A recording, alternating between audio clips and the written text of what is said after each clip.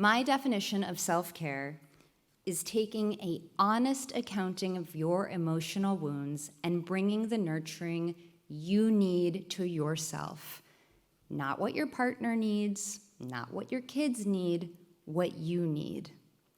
The deeper on the path towards healing in Judaism I have walked, I have also learned that authentic self-care, really truly nurturing yourself even before others, is in fact deeply rooted in our tradition and one of the most essential things we can do.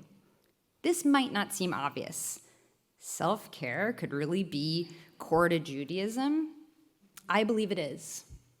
One of my most beloved stories to illustrate this point comes from the 7th century Hasidic rabbi Schuster, who on his deathbed began to cry out in regret and pain. His disciples tried to comfort him, saying, "Schuster, you're almost as wise as Moses and Abraham. Surely heaven will judge you favorably."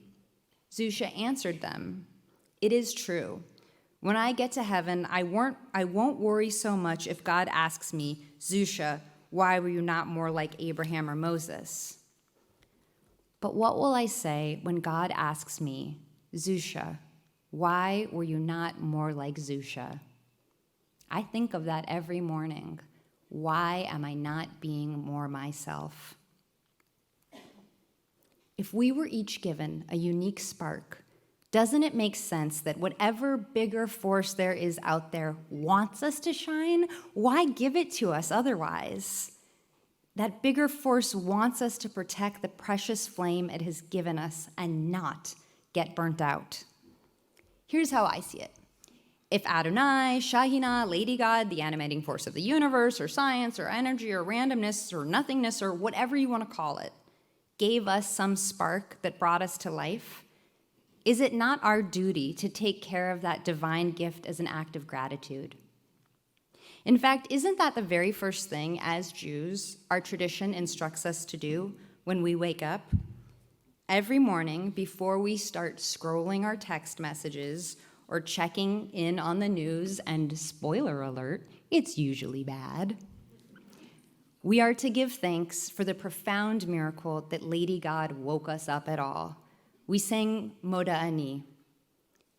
We give thanks to God for returning our souls to us. Whenever I feel bad about myself or not enough, or think I have to exhaust myself on behalf of others, I remember that Lady God wanted it differently. She wanted me to wake up to my uniqueness and show gratitude for it by living my life. And that gratitude in that prayer is not one of collective thanks. It's a singular and unique expression because we have all been given individual lives. I think Hillel the Elder, one of the best-known sages in the Talmud, says it best. "If I am not for myself, who will be for me?"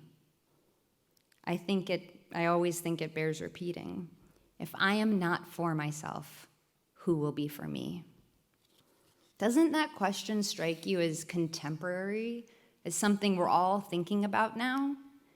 If you ever get hung up on if self-care is selfish or not, or if you have a right to take care of yourself, remember that none other than Hillel the Elder thought you should have your own back. And if you really can't trust me, if you can't trust 7th century Hasidic Rabbi Schuster and Hillel the Elder, can you at least trust Delta Airlines? You know, in those safety videos where there's a mom and her daughter, and they look so calm. No, I would not be that calm in that situation. But did it ever strike you as strange that the mom puts the mask on her child first? That she would take care of herself before her child? It's just like that.